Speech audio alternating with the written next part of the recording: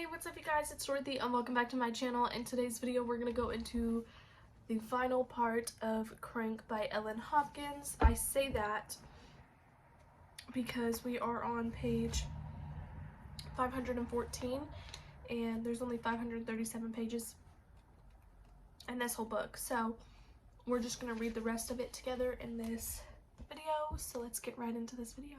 This video may contain sensitive topics and foul language. If you do not wish to continue, please click off the video now. You have been warned. Snow began to fall. Come dusk, lovely tangos, wind and flake. Silent wisp growing bold, wicked relentless, hinting winter's random temper. Silver frosted morning white landscape reflecting purple painted skies. Breathtaking, dazzling, lifting me to heights I'd never approached, but as Newton would opine, what goes skyward must surely crash. Snow day. No plows, no buses, no school, nothing to do but fret. I picked up the newspaper. They're headlining local news. Major drug bust with a picture of Roberto and a sporty pair of cuffs, followed by a daunting expose, La M, and the crank epidemic, plus in Sierra Living, a complimentary piece outlining the horrors of meth. How it eats big holes in the brain, destroys the pleasure center, how it shows up in x-rays as big black dead spots, spoiling gray matter, how quitting is next to impossible, and even those users who suffer through often never recover completely. Footnote, possible pregnancy complications, crank baby, birth defects, health and behavior abnormalities. Too much to think about, too much to bear. And time was running short. I knew I couldn't marry Chase. I knew he would stand by me, but he deserved his dreams. I feared closing that door. I feared the uncertainty of choosing parenthood. I doubted I could give my baby away. I doubted more I could raise it on my own, with or without defect. I needed a solid dose of courage. I needed the strength only the monster could give me. I regretted my weakness as I inhaled. I regretted making the decision to snuff out my baby's life. I needed two things. The ride home was easy. Robin offered to drive as long as it didn't interfere with her cheerleading. The $500, however, presented a challenge. My bank account was low, desert dry. The visa was maxed high. Chase refused to help. He was floored by my decision. Another option came to mind, one that owed me a lot more than money. First, Brennan denied paternity. I reminded him about DNA. Next, he claimed poverty. I threatened full disclosure to his hoity parents, to his hoity girlfriend, to his probation officer, a DUI post-air races. Okay, he'd cough up the money. Distasteful as it was to see him again, it provided a matchless opportunity. You sure you're pregnant? You're sure it's mine? You're not BSing me. I'm sure it's yours. No bull. Hard to believe it. Your balls were big enough to accomplish it, huh? How big were my balls? Big enough to follow through. I didn't sleep the night before, just sat at the window staring at starlight gentle glitters upon a crust of new snow, wishing I could wish upon a star and make it all just an evil dream, one I could wake from, but no such luck. Mesmerized by the come and go, the sad drift and flow of lives and painful transition, I sat waiting for an ending. The clinic was gated, walled, and secure, but nothing felt safe. Why do they make you wait so long, trembling in the shadow of fear and remorse? I wept as my sisters wept at what might have been, had turned into another direction, and then mindset waves of heartache I felt flutter in my belly, no more than the whisper of an eyelash. Later, my doctor and my mom would tell me it was much too early to feel a fetus move. Whatever it was, maybe gas, maybe God, it took a plea from the life growing was viable in me. I would not abort my baby, not give it away. I would carry it proudly, and when it entered this world, I would be the perfect mother I could only hope. It wasn't Brie maternalizing inside of me. More choices. I told you once before that your life is full of choices, sometimes good or bad, hard or easy. We make the right choices. When I told Mom, she cried and cursed my choices, then she softened and thanked me for honoring my child. She and Scott argued, talked, and finally agreed to offer Haven as long as I finished school. Chase likewise promised to care for us, work 2 jobs if need be. It gave even more to love him for, but I sent him off to USC as my baby grew. Mother love replaced romantic love, almost diminished love for the monster.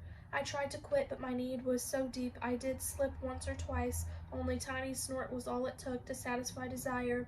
Deep it snatched my breath away. But don't worry, I swear it was only a time or two. You won't tell, will you? I won't bore you with all of the tedious details to the next 7 months.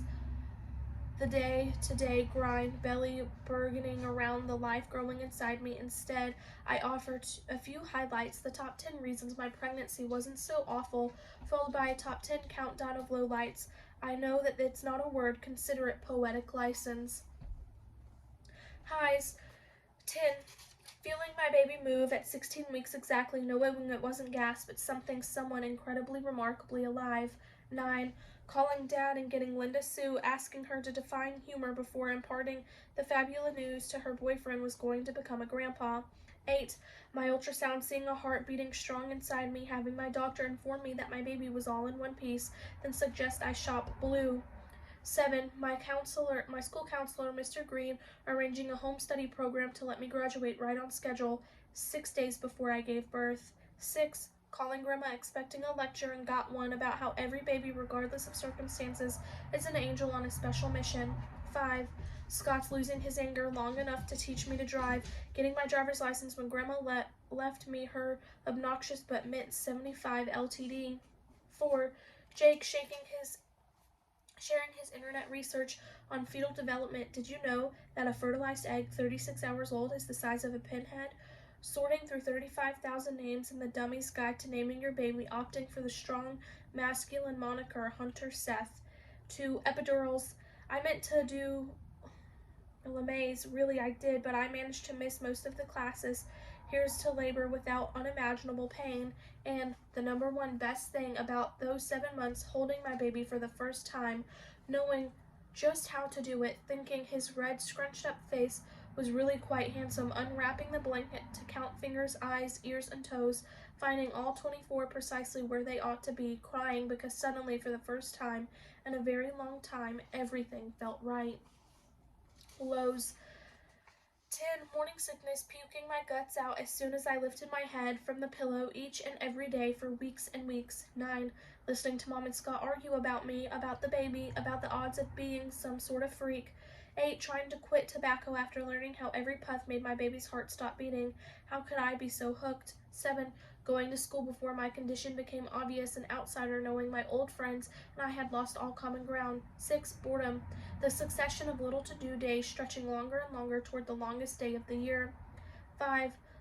Long letters from Chase. USC was great, the football team was great, Los Angeles was great, great enough to call it home. 4. My dad's silence. He did call once to confirm Linda Sue's tale, then not a word, as if not talking about it could make the problem disappear. 3. Losing Grandma just when I had found her again. A waterfall of flowers brightened her funeral, but they couldn't disguise the stench of death. 2. My water breaking mid-Walmart, contractions, uterine lining, bolts striking immediately, and not letting up for 18 hours. And the number one worst thing about the 7 months, my steady, needful, forever relationship with the monster, learning that addiction is much more than a buzzword, discovering how very much it applied to me, to my first psyche, struggling not to give it. The inner voice is much stronger than my own, winning most of the time, gritting my teeth and just saying no, losing in these moments when the world I created for myself closed in around me. Happy endings. I'd like to give you one, but I'm not really sure how this story ends myself. Being a mother is hard, a lot harder than I imagined. My baby boy is beautiful. I sense an old school within him, but he cries a lot and he doesn't really sleep like a newborn should. No lectures, okay? I accept my part. I watch my mom with my son, loving him as she must have loved me. She's patient when he cries. She paces him to sleep. I wish I could be like that, but I'm only 17. I feel like life is passing me by as I stand here on the deck, listening to him fuss inside. Sometimes I want to curl up in a ball and roll away. Sometimes I just want to die. I only know one thing that can make me laugh again. Crank is more than a drug. It's a way of life. You can turn your back, but you can never really walk away. The monster will forever speak to me, and today it's calling me out the door. That is the end of Crank by Ellen Hopkins. I hope that you guys enjoyed it and get prepared for the next book that we have coming. Bye.